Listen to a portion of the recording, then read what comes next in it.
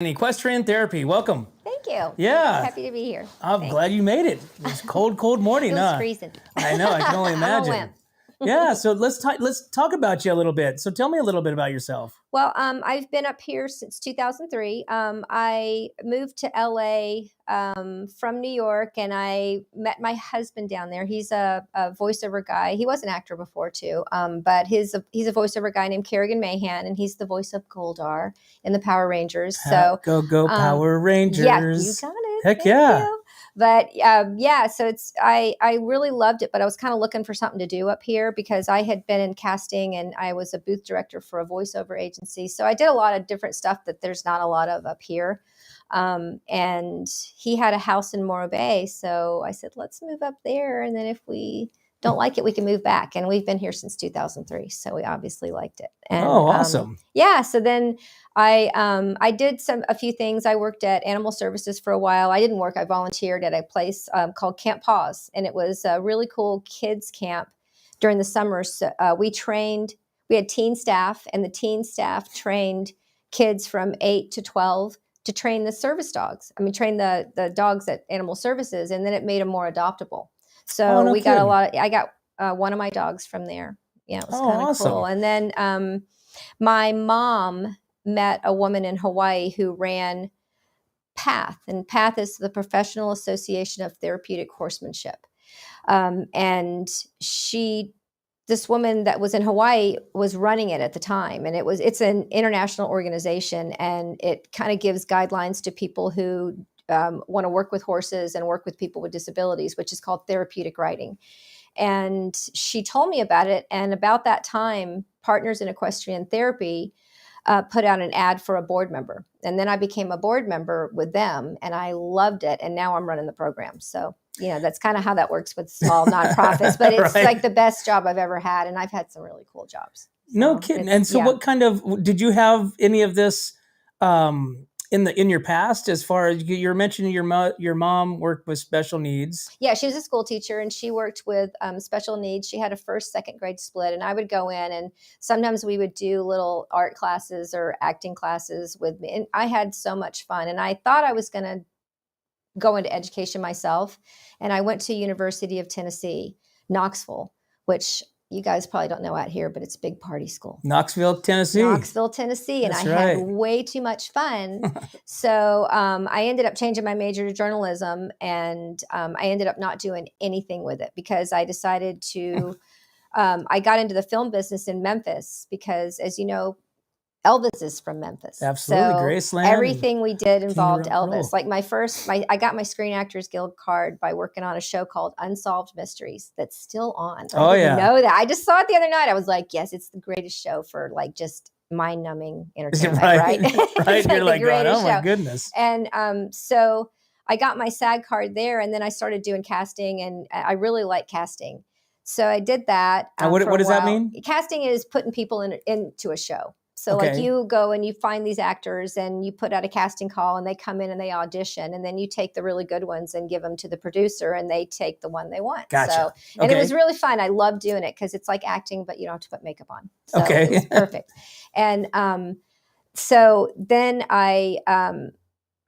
when we moved up here, it was a little bit difficult for me to do what I wanted to do because I worked with the film festival here. That was kind of fun. But the film festival is once a year. So sure. I only had stuff to do once a year. But once I found PET, I kind of found what I really wanted to do because it's creative. It's working with animals, which I've always loved. And I don't have a horse background. My grandmother had horses, but she rescued horses back in the 60s. So it was kind of different. So her horses weren't the nicest horses, but they let us play with them. And so when they wanted to get us off, they just bucked us off and moved on. So it was kind of... It's really funny that you say that because we went out there last week. Yeah, we went out there to one of your classes. Yeah. And so we got to, see your students. We got to see it in action, see the program in action, which was really cool. And then we also got to meet some of your resident horses. Yes. So we got to meet Ben. Yeah. Which Ben jumped on there. He would let me jump on the horse.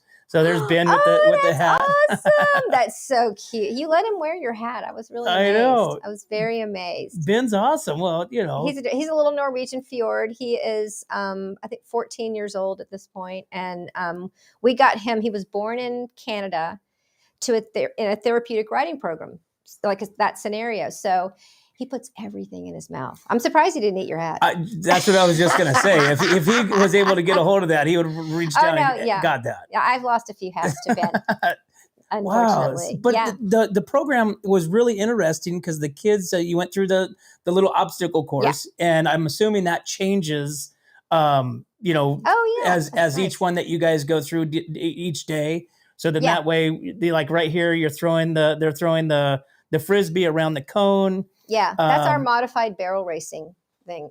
Scenario there. All the barrel racers are now laughing at me but we do a slow barrel racing. And this is really hard. It's very hard. So, I mean, anything I would say on top of a horse, I know, doing is very difficult. And I started having these kids do this.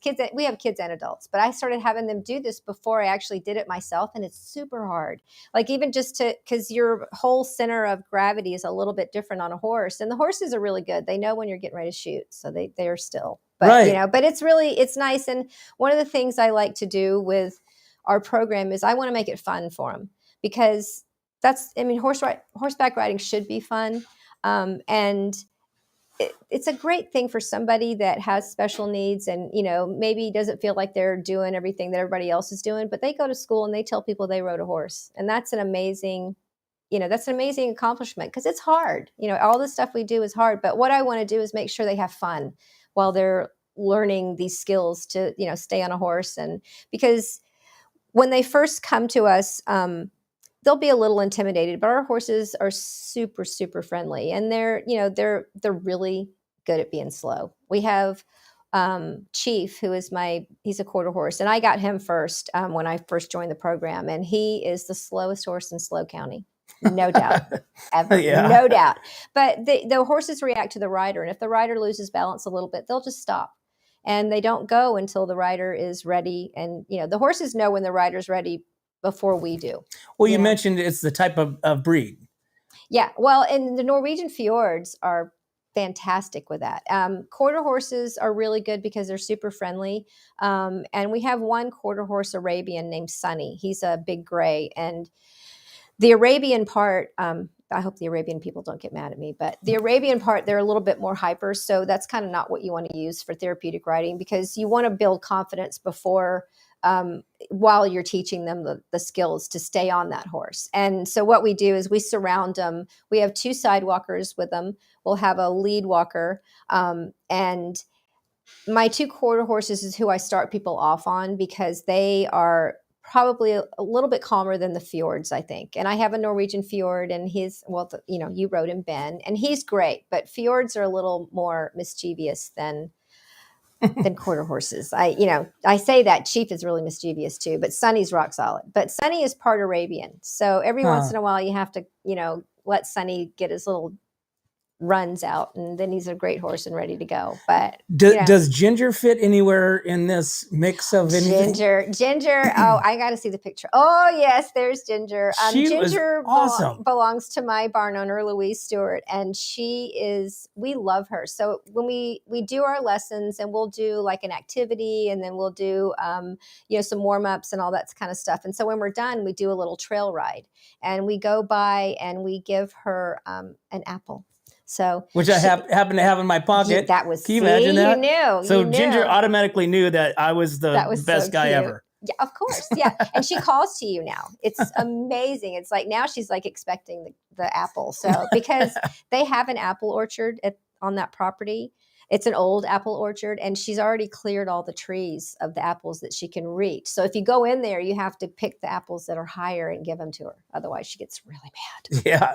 So not only do you have Ginger, you have the goats in there, you have the pigs. Well, in Louise there. has the goats. Yeah, she has all of these stuff. Louise is like, I'd love to live with them. But they won't let me because they've got their own family. But no, they have the best. She's got all these great goats, and they're really people friendly. And then she got 2 little pigs. But Ginger has been really good because the riders can see her too, and they can, after they get off the horse, they can go over and just It's kind of like pet a her and cross stuff. between a She's cow and a dog, adorable and I because mean, she's little. Yeah, she's a Scottish Highland. yeah, it's And awesome. she's great. But and that's one of the things too. I like being out there because I want people to feel like they're coming to home. They're coming to a place where everybody knows them, and what Louise does out there is great because all those animals, they're not right down where we are, but she shares them with us, so we get to share them with our riders, and it's really fun because goats are it's awesome. hilarious. Oh, they're by the fun way. to watch. They're hilarious. I think the goat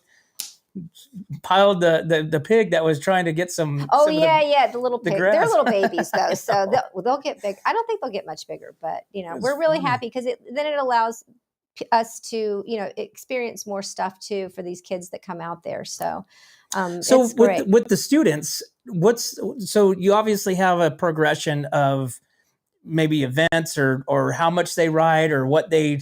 I mean, do you gallop them? Do you let them off rein? I mean, yeah, we do in the arena. We can't let them off lead line outside the arena, but we do in the arena. And what we do is when somebody comes to us, we'll start them off with 2 sidewalkers and a lead walker. So somebody's at the head of that horse, and then I've got 2 people next to the rider. And that way we'll see what their skills are, because we don't want anybody to come off for obvious reasons. But if you come off at the beginning, you're not going to want to get back on right away again. Mm-hmm. And so what we do is we surround them, and our horses are really well trained. So they'll understand if somebody is a little nervous, and they'll take it a little bit slower. And we do walk, trot, canter.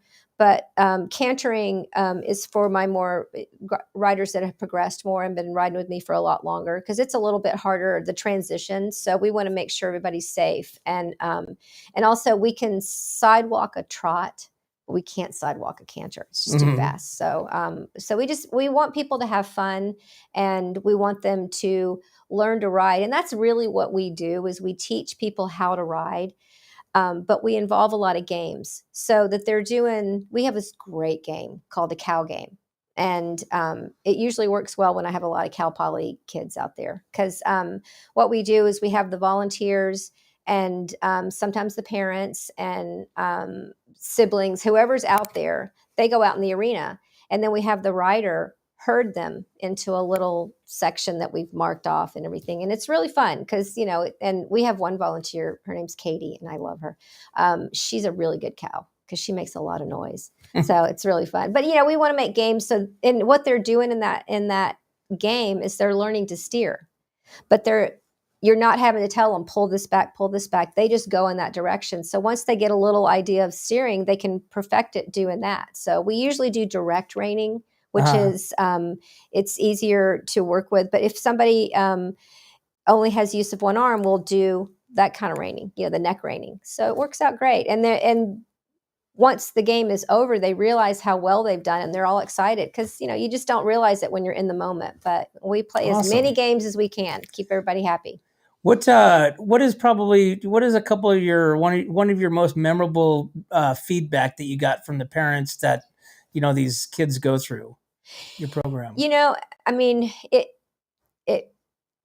I have one rider, his name is Buddy, and he's worked with us for a long time, and he rode with PET long before I got there. And he's really, really just, his personality is wonderful. And I like hearing from him. When he's happy, I know we've had a good lesson, because he can get a little grumpy sometimes. And when he does, we just fix it. And he's really, really good. And he's a better rider than I will ever be. He's just fantastic. And he just gets it.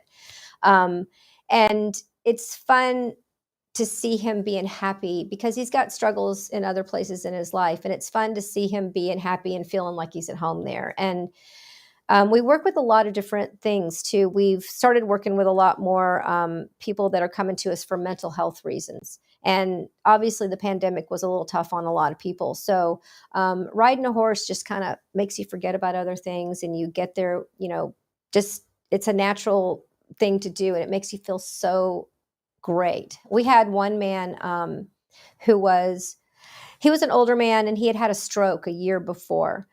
prior, and they somebody had recommended us, and so he and his wife came to us, and we put him on our 2 quarter horses, Chief and Sunny, and I had her ride too because I thought it'd be fun for them, because we were just doing this just to see what it would do for him and how he would respond and if he liked it at all. And after a half-hour lesson, he spoke to his wife, and she started crying, and we weren't sure why, but then we realized she told us that was the first time she had understood him in a year. And so to us, it was like, that was a great goal that we achieved for them, that we didn't even know, we didn't know it was going to happen. But, just a half hour of being on that horse, kind of, I don't know if it relaxed him or not. I don't know what it did, but it was amazing. I wasn't teaching then, but we were there. Wow, that is awesome. And we had, when I was down in, we were down at La Alameda in San Luis, and there was a young girl who was in a wheelchair, and she we put her on one of our fjords, and she yelled to her daddy. She said, "I know what it feels like to walk now." And it was like, we were all, oh my gosh, we were all crying. But it's great. It's because something that may be a normal thing for us, some of our riders don't have that with them. So, the horses, it just gives them something else to focus on and something else to do. Not a lot of people can do this. I mean, it's really hard to ride a horse. People think, oh, just get on the horse and go. And, you did great. Not even. You did great. Thank you. Well, I mean, not only just riding the horse, but without a saddle. So I've never been on a horse without a saddle. And I mean, that's a great picture of it. It's there's a lot of balance that's needed. Yeah. And that's one of the things that riding horses does for you. It increases your core strength. And if you have really strong core strength, it's going to help everything else. It's going to help your balance. It's going to help, your endurance. It's going to help a lot. And the fun part is that you don't know that you're doing the work. So that's what we like about it, because, and the bareback pads too. Saddles, you can develop a seat for a saddle, but a bareback pad, you just kind of sit on the horse and you can feel everything. Like you definitely can. You feel everything. Yeah, a little too much sometimes, I know. But you can feel everything. And when the horse is going to react to something, you can actually feel their muscles tighten up a little bit. And it's funny when you're sitting on a horse and you turn your head from side to side, and they'll go in the direction that you turn. They can feel that. Oh, really? That's amazing to me. I can't believe it. Oh, you're like a horse whisperer. You know everything about it. One of my friends called me that. I was like, thank you so much. But yeah, I love animals, awesome. Period. And for me, like the horse is like the ultimate. It's like a giant dog. And I grew up mainly, I used to breed Samoyeds, and I've trained and done all that stuff. So for me, when I came into it, I treated them like big dogs. And that, to me, that's kind of what they are. So, they're great. So how do you get your clients, your students? Who Most finds of it's you? word of mouth. And we have parents that tell other parents. And one of the things I like about SLO County is there's a lot of really cool things to do for people with special needs. There's a group called the Bulldogs in North County. And one of my friends, his name is Ron, and he runs that. And what it was an answer to Special Olympics, because Special Olympics at the time wasn't doing as much in North County as they were in South County. So he started this program, and we have a lot of riders that come from that program. And so sometimes people will come into that program and say, hey, this is, and the parents will say, this is a great place that we're sending our child to, adult or young child. And it works out. So sometimes we have doctors that will recommend people coming to us because, they know what the results are. And I encourage people to, like doctors and people that may want to recommend, come out and see us, come out and see what we do. And you can tell what we, how it works. I mean, because it's kind of hard to explain how therapeutic riding works. It's just, I kind of like to measure it by, the way the person came in and the way the person leaves. And, it's as long as they leave happy, we've done our job. And to me, it really didn't seem like, there was times to where they were just hanging out, but it's like, I think in their minds, like for me, even just everything else wasn't even going on. People are talking and stuff like that, but being on the horse, it's just like its own thrill. It's its own, experience. Yeah. Just being on top of the horse and almost, like when we had walked, kind of just judging, okay, am I going to fall off? And you're almost like, having this conversation with yourself on this horse, as this horse is being itself. Yeah. And so I can only imagine what the kids are thinking. Oh, they love it. You It's know. funny too, because we'll get them out there. We have a pony, but not many of our riders ride him. We do have one little boy named Weston that just absolutely adores him, and we adore it when he rides him too. It's great. And then we had a little girl that was riding him, and he kind of took off with her a little bit. So it was under control, but she wasn't really cool with that, and I don't blame her. So now she's back riding our quarter horse again, Chief, who she loves too. But yeah, I mean, I want it to be really fun out there. That's I don't want people to have to worry about what's going on after they leave or, before they got there. And so we kind of try to keep them busy with the games, and it works out great, because it's fun for us too. We get it looked like you were having a lot of fun. Oh, I love this. I'm telling you, this is the best job I've ever had in my life. And I wasn't going to become an instructor. I'm in the process right now, but I used to run the program, and I was the volunteer coordinator and did pretty much everything. But, teaching I'm taken after my mom. Yeah. I really didn't think I was going to go there, but I really, really love it. Well, and you're good at it. Thank you. And the reason I did it is because during the pandemic, PATH certifies all of our instructors. And there's a huge dearth in that now, because you couldn't be faced next to other people during the pandemic. So people couldn't get trained. So, and, we're still considered rural in this county. So every once in a while, somebody will move in that already has their PATH certification. So it works out for us. But awesome. Yeah, and it takes a while to get certified too. So it's not an easy thing to do, because you have to learn about all the disabilities you're dealing with, and you have to make sure you know enough about horses to understand, because you've got to learn about, you have to learn to care for the whole program, not just the rider. It's like you have to make sure your horses are okay and stuff. Oh, So, fun. our horses are great though. They're great horses. They love their job too. My horse Sunny, who's the part Arabian, he screams at us if we don't get him out. If we get the other horses out and he's not out, he just stands there and screams at us until I'm like, okay. So sometimes we'll do a mock lesson with Sunny. Awesome. We'll just put somebody on him and let him ride around. So. Well, cool. Well, Melanie, tell us how our viewers get in touch with you. We are, I have a website. It's petslow.com. And my phone number is 805-235-2787. I will tell you though, sometimes it's full, because one of my riders likes to fill up my voicemail, and the messages are awesome. So I have to listen to them before I. Sure. Before but they can go to the website and get your email. Yeah. And we've got a group from Cal Poly called Hackers for Impact, and they're trying to kind of streamline our website. So you'll be able to go on and sign in as a new rider. And also, if you want to be a volunteer, you can download the paperwork and fill that out, and then, give me a call and we'll get you back over there. So. And you guys are also accepting donations? Always. Yeah, we had the rain was lovely, but we didn't have lessons it was almost a month by the time we got done. So yeah, and I try to keep the prices as low as I can for our riders, because when you're special needs, there's a lot of other things that you're usually doing too. And depending on, if those things are free or not, we want them to spend less money doing this. So I'm in a Kiwanis group in Los Osos. We're Bay Osos Kiwanis, and they set up a little fund for me every year, so I can pull from that if I need a scholarship fund. So it works out really well. Awesome. So yeah. Perfect. Melanie, thank you so much for coming on, and thank you. Really love the story. I love the program. Like I said, we were out there, and I really enjoyed the time. So thank you. I would definitely love to see more of that and get some more students out. Yeah, thank you. Oh, and more volunteers. And if anybody wants to volunteer, it'll change your life. It'll change your life. Perfect. Well, we'll work on doing that for you. Perfect. Awesome. Thank you. Thank you again. Great. Well, there you have it, guys. Thanks for tuning in and learning all about the partners for Equestrian Therapy. Gosh, I'm going to mess that all up.